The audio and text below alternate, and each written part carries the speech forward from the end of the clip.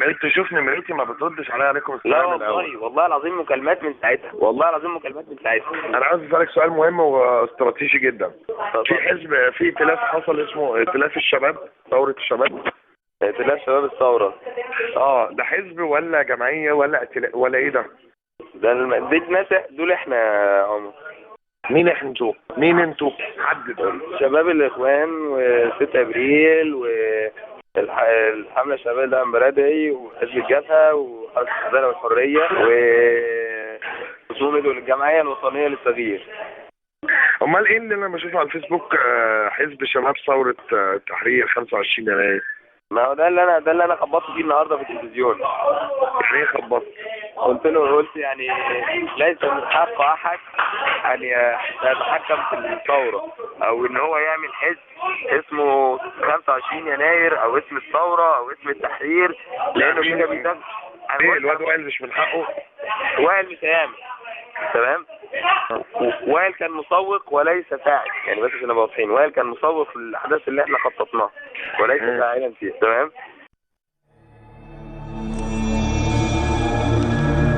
محمد عباس مندوب الإخوان ومسؤولهم في إدارتها. بس قبل ما نسمع المكالمة دي، عشان ليها علاقة بس بالفيديو ده، هنشوف الفيديو ده اللي كان بيبكي فيه وائل ويقول أنا أقوى من مين، عشان لما نروح للمكالمة نشوف لما هو أقوى من كل دول أمال عند الإخوان كان كالنعاج لماذا؟ نشوف الفيديو ونرجع نشوف المكالمة. انا مش بغير ضعف على فكره، انا اقوى من حسني مبارك، اقسم بالله انا اقوى من عمر سليمان، انا اقوى من حسني مبارك، انا واحد عندي اراده، انا ما حدش هيقدر يقف قصادي ولا حد هيقدر يقف قصاد مطالبنا، لازم تفهموا كده كويس. بس انا دلوقتي بقى بفكر، بحاول اشغل عقلي، بسمع لكل الناس، مش عشان اي حاجه ومش عشان اي صفقه، عشان بلد. انا اقوى من عمر سليمان، انا اقوى من حسني مبارك، مفيش حد هيقدر يقف قصادي، ولازم مطالب الثورة دي تتحقق. طيب الكلام ده قبل 3 أيام بالظبط أو 48 ساعة من المكالمة دي اللي هتسمعوها دلوقتي، وهنشوف هل وائل غنيم كان أقوى من كل دول؟ ولما هو أقوى من كل دول كان بيشوف الإخوان بالطريقة دي ليه؟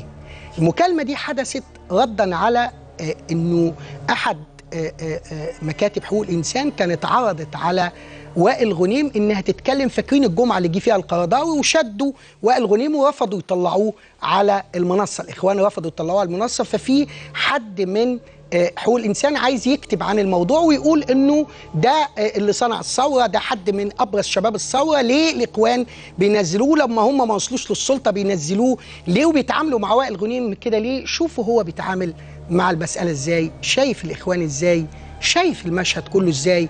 الرجل الذي هو أقوى من مبارك وأقوى من عمر سليمان، الرجل الذي لا يستطيع أحد أن يقف في وجهه. نسمع ونتكلم. الو. يا خلود. يا وائل عامل ايه اخبارك؟ مية. كلمني على فكره جمال عيد بتاع الشبكه، عارفه؟ عارفه طبعا. عايز يكتب الستوري بتاعت اللي حصل لي ومن غير ما يقول اسمي، انه يعني هو شاهد عيان، واحد من شاهد عيان بيحكي اللي حصل بالظبط. ايه رايك؟ يا سلام، انا بعمل ايه؟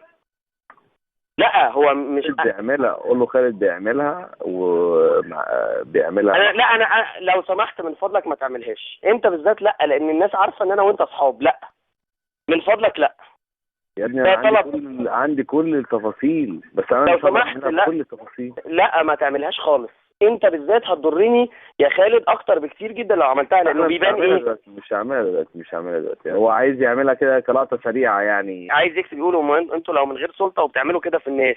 وعايز ايه؟ وعايز انا ما فهمتكش كده. هو كده عايز ياخد لقطه معينه ويشتغل عليها. الاخوان منعوا الناس من واحد من طلوال رجوع وائل غنيم، يعني هو بيتكلم انه ازاي تمنع واحد. هو عايز ياخد اللقطه بس بتاعت امبارح. بس عايز ياخد القصه كلها من اولها لاخرها، يعرف ايه. لا هو ملوش فيها. لا بس انا بلاش، عشان انت كده هتعاتي الاخوان والاخوان. لا انا ماليش دعوه، ده هو اللي عايز يعمل كده، انا ماليش دعوه. انا اصلا اسمي مش هيتذكر. اسمك مش هيتذكر؟ ماشي خد بالك. لا اسمي مش هيتذكر ان انا قلت حاجه. انا ماليش دعوه، هم عندهم شاهد عيان. ماشي، اهم حاجه بس خد بالك، خليك حريص مع الاخوان. اوكي، الاخوان تقريبا هم اللي او يعني جزء كبير جدا من الضرب اللي حواليك من الاخوان، بسبب ان هم لا بس لازم تفهم برضه اللي انا ماشي ازاي. قول لي. الاخوان هم او جزء كبير جدا من الضرب اللي حواليك من الاخوان بعد ما الليله القصه انتهت، عايزين الكريدت يبقى ليهم عشان يقولوا لمصر احنا لا اما حررنا لا اما شاركنا في التحرير. فاي حد يبان بصوره كبيره، يعني انت كواعي الاندفيديوال بنت بصوره كبيره، فده ضد فكرتهم ان هم عايزين يكونوا موجودين في الصوره.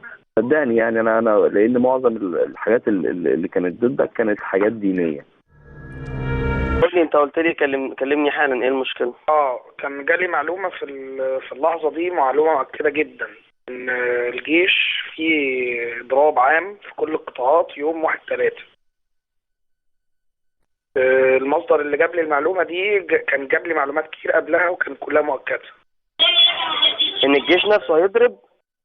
كل قطاعات الجيش عامله اضراب يوم 1/3. هم يعني مقدمين طلبات برفع المرتبات بشكل معين، وقرروا ان هيبقى فيه اضراب في كل قطاعات الجيش يوم 1/3 اذا ما استجابوش للمطالب دي. دي كانت معلومه، والمعلومه الثانيه اللي كان قالها لي يعني في وقت اللحظه، هي معلومه يعني مش هامه قوي بالنسبه لنا في الوضع الداخلي، بس هي برضو يعني بالنسبه لك انا بحب ان انا اقول لك اي تطورات تحصل. كان حصل تحرشات بين السفن الايرانيه العسكريه اللي كانت في البحر الاحمر في المياه المصريه، ومع سفن امريكيه عسكريه كانت بتعدي في نفس الوقت. وحصل تأهب عام لكل القطع البحريه المصريه اللي كانت في السويس، والقطع البحريه الاسرائيليه في ميدان ايلات اعلنت برضه تاهب العام، وقررت انها تتدخل للجيش لصالح الاسطول الامريكي وبعت لها رساله استغاثه. اضراب الجيش ده حاجه تقلق بصراحه. انا حبيت اقول لك لان هو من جهه هو الموضوع يعني اذا احنا يعني هو في جانبين في الموضوع. هو دلوقتي المطالب الضباط ديت هو غالبا هيستجيبوا ليها، بس الموضوع يعني في قلق واضح ان جوه الجيش احنا في حاجات احنا ما نعرفش عنها حاجه. ده من جهه، وجهه ثانيه يعني انا مش عارف بقى ان احنا دلوقتي احنا بالنسبه لنا عندنا بعض المطالب، في فرصه ان انت تقول مطالبه بشكل اقوى يعني. لا انا دلوقتي بقى انا طلعت خلاص من المشهد ده. انا طلعت خلاص من المشهد احمد، ومش عايز ادخل تاني بقى واسيب الناس سياسيين وما يقطعوا في بعض. انا ما جبت لي اسم الولد، جبت لي اسم بس الولد